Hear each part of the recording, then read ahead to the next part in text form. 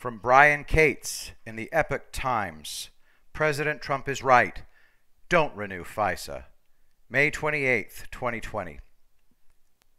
President Donald Trump took to Twitter on May 26th to express his growing concern about the coming vote in Congress to renew the Foreign Intelligence Surveillance Program. Quote, I hope all Republican House members vote no on FISA until such time as our country is able to determine how and why the greatest political, criminal, and subversive scandal in USA history took place. The president is right. There have been two major developments in the past 6 months that call the entire idea of such surveillance powers into serious question. A damning report from the Department of Justice Inspector General Michael Horowitz, released on December 9, 2019, revealed how FBI officials bluffed their way to a FISA warrant to spy on the Trump campaign, even while not having evidence to support such surveillance. These same FBI officials then had that fraudulent warrant renewed 3 times based on the same flawed information. In theory, the standard for getting a surveillance warrant to spy on an American citizen should be very high. That's one of the chief reasons the Foreign Intelligence Surveillance Court was created in the first place in 1978 at the height of the Cold War. It was understood there needed to be a delicate balance between spotting and surveilling foreign spies and agents operating on U.S. soil, while at the same time protecting the civil liberties and rights of American citizens. But it has become clear that there is recent abuse of the FISA system. This has been documented by both former NSA Director Admiral Mike Rogers and Horowitz. Disturbed by the behavior of the FBI officials in the case of Trump campaign advisor Carter Page, Horowitz announced immediately after the release of his report on December 9th that his office was going to go back and review other FISA cases to ensure DOJ and FBI procedures were properly followed. Horowitz subsequently released another damning report in late March that clearly illustrated just how badly the FISA system was abused. In a letter to FBI Director Christopher Wray that prefaces the new report, Horowitz said, quote, as an initial step in our audit over the past 2 months, we visited 8 FBI field offices of varying sizes and reviewed a judgmentally selected sample of 29 applications relating to U.S. persons and involving both counterintelligence and counterterrorism investigations. This sample was selected from a dataset provided by the FBI that contained more than 700 applications relating to U.S. persons submitted by those 8 field offices over a 5-year period.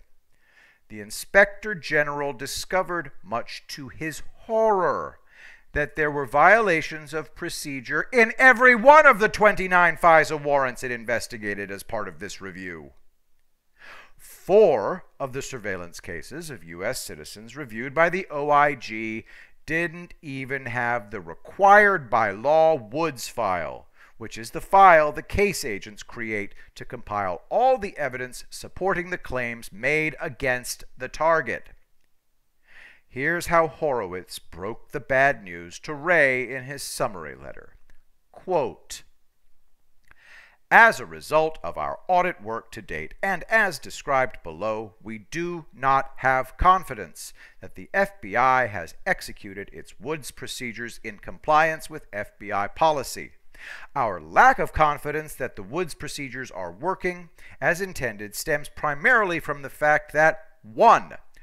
We could not review original Woods files for 4 of the 29 selected FISA applications because the FBI has not been able to locate them and, in 3 of these instances, did not know if they ever existed. 2. Our testing of FISA applications to the associated Woods files identified apparent errors or inadequately supported facts in all of the 25 applications we reviewed, and interviews to date with available agents or supervisors in field offices generally have confirmed the issues we identified." End quote. That means, besides the Page case, there are at least 4 other surveillance cases that were blatantly illegal. Who were the U.S. citizens in those cases?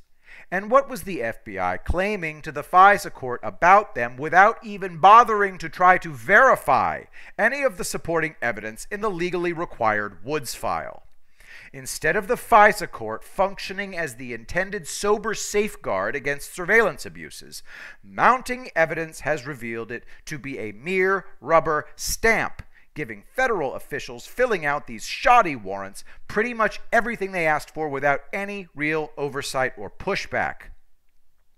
And what's becoming all too apparent is that the bad actors inside federal agencies took full advantage. And now, due to documentary evidence being declassified, people such as Representative Devin Nunes have been vindicated, and some of his former critics are now joining him in raising the alarm about this massive scandal. The sheer weight of the emerging evidence has demonstrated that what should have been impossible did indeed happen. Every single safeguard, every one of the barriers to prevent politically motivated spying was successfully subverted. And this could only have been done from inside the system. FISA is now up for renewal. And after what Horowitz uncovered in these 2 explosive reports, there's no way a responsible government can move forward to continue to allow the FISA system to operate without very real and serious reforms.